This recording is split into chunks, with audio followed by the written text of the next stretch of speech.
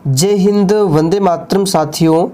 आज की इस वीडियो में लुसेंट बुक से जीके जीएस के ऐसे प्रश्नों को कवर करेंगे जो कि आने वाले सभी परीक्षाओं के लिए काफ़ी ज़्यादा इम्पोर्टेंट रहेगा। तो आप सभी पूरा सेशन को ध्यानपूर्वक देखें। तो चलिए फटाफट से आप सभी लाइव में जुड़ जाइए। सभी को गुड इवनिंग, गुड इवनिंग।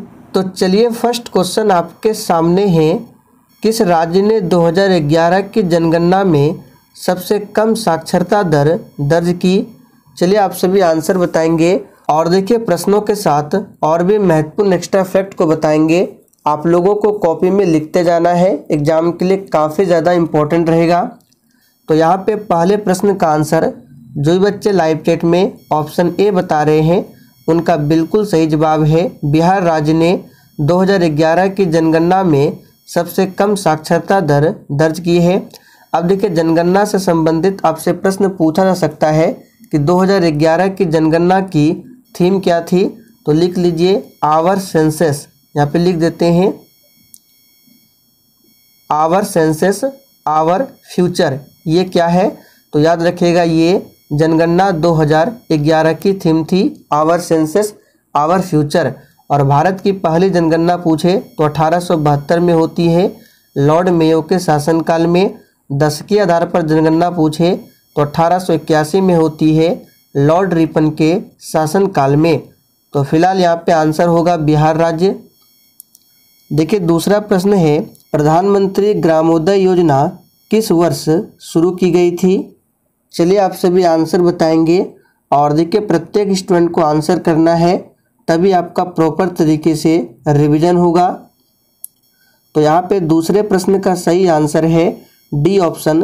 2000 ईस्वी में प्रधानमंत्री ग्रामोदय योजना की शुरुआत की गई थी और उस समय प्रधानमंत्री कौन थे, तो याद रखिएगा अटल बिहारी वाजपेयी। और एक प्रश्न यहाँ से बन सकता है, प्रधानमंत्री ग्राम सड़क योजना की शुरुआत कब होती है, तो इसे भी नोट कर लेंगे 2003 में। आगे देखिए सिमलीपाल राष्ट्रीय उद्यान भारत के किस राज्य में स्थित है? काफ़ी ज़्यादा इम्पोर्टेंट प्रश्न है, बार बार पूछे जाते एग्जाम में। तो यहाँ पे तीसरे प्रश्न का आंसर जो भी बच्चे ऑप्शन बी बता रहे हैं बिल्कुल सही जवाब है, उड़ीसा राज्य में है सिमलीपाल राष्ट्रीय उद्यान। उड़ीसा की राजधानी कहाँ है? भुवनेश्वर है। यहाँ के वर्तमान में सीएम कौन है? नवीन पटनायक है। राज्यपाल कौन है उड़ीसा के? तो गणेशी लाल है। सभी को ध्यान रखना है। उड़ीसा में और कौन सा नेशनल पार्क है? तो भितरकनिका। ये भी पूछा जाता है एग्जाम में कभी कभी, भितरकनिका नेशनल पार्क कहाँ पर है? उड़ीसा में है। खारे पानी की झील चिल्का झील ये भी उड़ीसा में है, सभी को ध्यान रखना है। और देखिए यहाँ से आपको कुछ इंपॉर्टेंट प्रश्नों को बताते हैं। भारत का अगर पूछे पहला राष्ट्रीय उद्यान कौन सा है, तो नोट कर लीजिए Jim Corbett national park Bharat का पहला राष्ट्रीय उद्यान है। और जिम कॉर्बेट नेशनल पार्क का पहले नाम था हेली नेशनल पार्क, अभी जो है इसका नाम कर दिया गया है जिम कॉर्बेट का रामगंगा नेशनल पार्क। और ये कहाँ पर है, तो उत्तराखंड में है। आगे देखिए सुल्तान जौहर कप किस खेल से संबंधित टूर्नामेंट है? बिल्कुल टॉप लेवल का प्रश्न है, फटाफट से आंसर बताइए। तो ये जो है ये संबंधित है हॉकी टूर्नामेंट से। तो डी ऑप्शन जो ही बच्चे दिए हैं बिल्कुल सही जवाब है। आपसे यहाँ से पूछा जा सकता है कि भारत ने हॉकी विश्व कप कब जीता था, तो याद रखिएगा 1975 में। आगे बढ़ते हैं, नंद वंश किसके द्वारा पराजित किया गया था? चलिए पांचवें प्रश्न के लिए आंसर बताएंगे। तो यहाँ पे सही जवाब है डी ऑप्शन, चंद्रगुप्त मौर्य के द्वारा।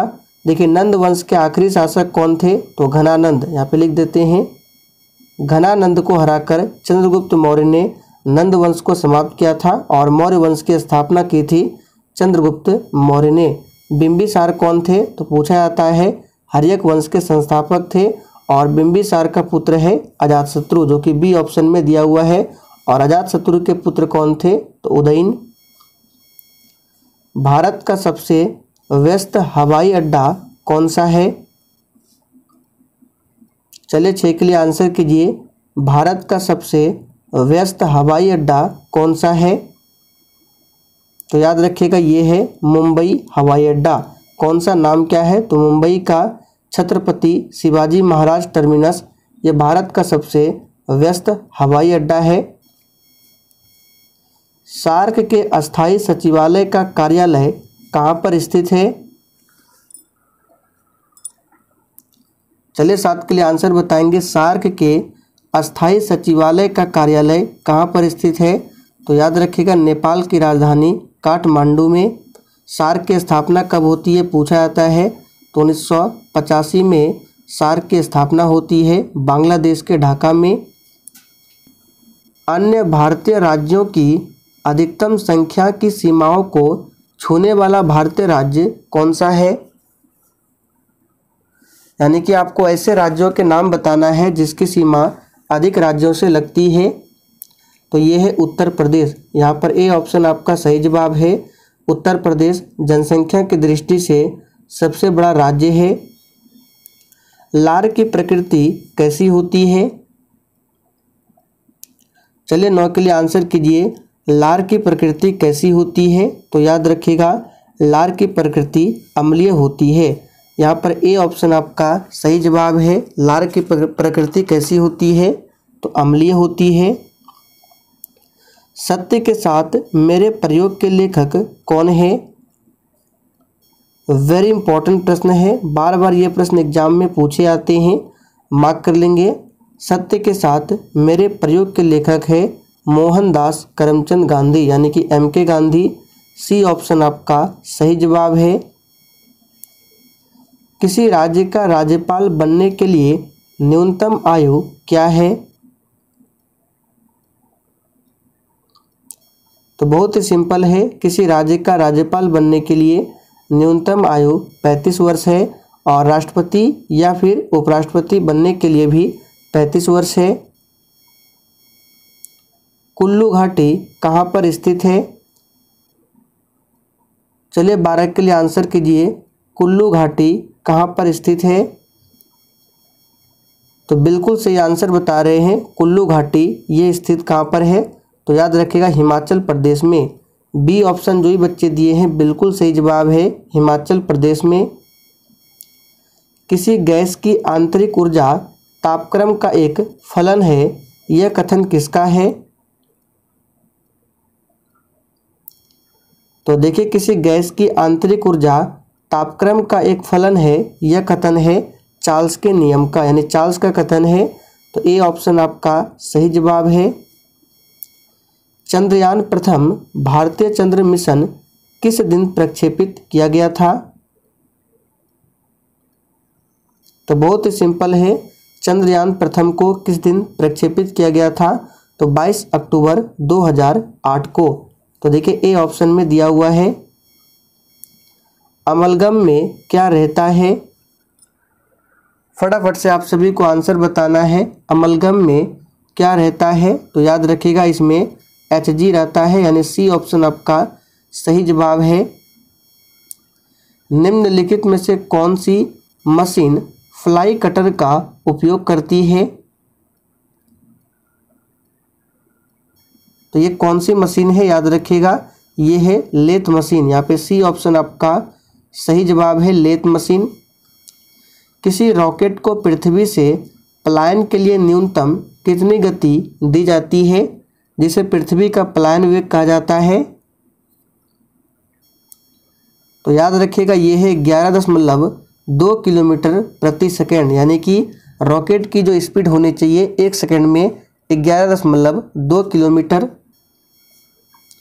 मृग तृष्णा बनने का कारण क्या है? बहुत ही शानदार प्रश्न है, फटाफट से आंसर बताइए। मृग तृष्णा बनने का कारण क्या है? तो याद रखिएगा पूर्ण आंतरिक परावर्तन। कंप्यूटर में विंडोज का कौन सा स्थान है? यानी कि कंप्यूटर में जो विंडोज होते हैं उसको सॉफ्टवेयर कहा जाता है या फिर हार्डवेयर? तो याद रखिएगा सॉफ्टवेयर कहा जाता है। पित्त स्रावित होता है, तो यहाँ पे आंसर क्या होगा? पित्त जो है लीवर से स्रावित होता है। आप लोग कमेंट करके बताइए पित्त का प्रकृति यानी पित्त की जो प्रकृति होती है कैसी होती है, अम्लीय या फिर क्षारीय। हर्षवर्धन की जीवनी किसने लिखी? तो हर्षवर्धन की जीवनी है हर्षचरित, और हर्षचरित को किसने लिखा है? तो याद रखिएगा बाणभट्ट ने, जो कि हर्षवर्धन के दरबारी कवि थे। तो सही जवाब है डी ऑप्शन। आर्यभट्ट किसके दरबार में रहते थे? तो चंद्रगुप्त द्वितीय के दरबार में रहते थे आर्यभट्ट, ध्यान रखेंगे। घरेलू रेफ्रिजरेटर में प्रयोग किया जाने वाला गैस कौन सा है? चलिए फटाफट से आंसर बताएंगे। तो इसका सही जवाब है ये है फ्रेयॉन गैस। ए ऑप्शन आपका सही जवाब है। ऋग्वैदिक आर्य भारत में कहाँ रहते थे? यहाँ पे देखिए आपको ऑप्शन के अकॉर्डिंग आंसर बताना है। ऋग्वैदिक आर्य भारत में कहाँ रहते थे? तो याद रखिएगा सप्त सिंधु क्षेत्र में। इलेक्ट्रॉन के आवेश का निर्धारण किसने किया था? देखिए इलेक्ट्रॉन की खोज किया था किसने? तो आप सभी जानते हैं जे थॉमसन ने, लेकिन इलेक्ट्रॉन के आवेश का निर्धारण किसने किया था? तो याद रखिएगा मिलिकन ने। एसआई पद्धति में मूल मात्रकों की संख्या क्या है?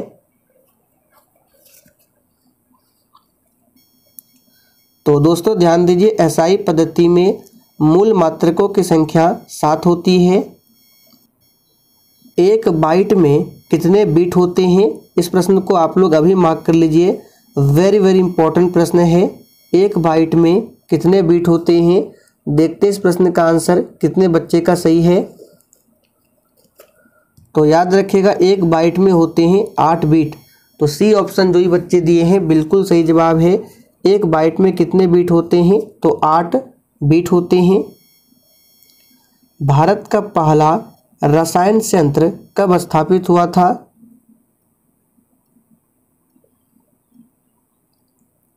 तो यहाँ पे सही जवाब है 1960 में। और भारत का प्रथम रासायनिक बंदरगाह पूछे तो दाहेज है, यहाँ पे लिख देते हैं दाहेज भारत का प्रथम रासायनिक बंदरगाह है।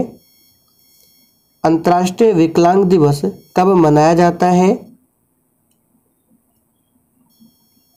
तो दोस्तों अंतर्राष्ट्रीय विकलांग दिवस प्रत्येक वर्ष 3 दिसंबर को मनाया जाता है। निम्नलिखित में से कौन सी धातु बिजली की सर्वोत्तम संवाहक है? तो यहाँ पर आपको ऑप्शन के अकॉर्डिंग बताना है। ऑप्शन में सिल्वर नहीं है तो आंसर हो जाएगा तांबा। देखिए एल्युमिनियम नहीं होगा, तांबा होता है। महात्मा गांधी के राजनीतिक गुरु कौन थे? तो बिल्कुल आसान प्रश्न है, गोपाल कृष्ण गोखले। और गोपाल कृष्ण गोखले के राजनीतिक गुरु कौन थे? तो एमजी रनाडे। युगांडा की राजधानी का नाम क्या है? तो ध्यान दीजिए युगांडा की राजधानी का नाम है कंपाला।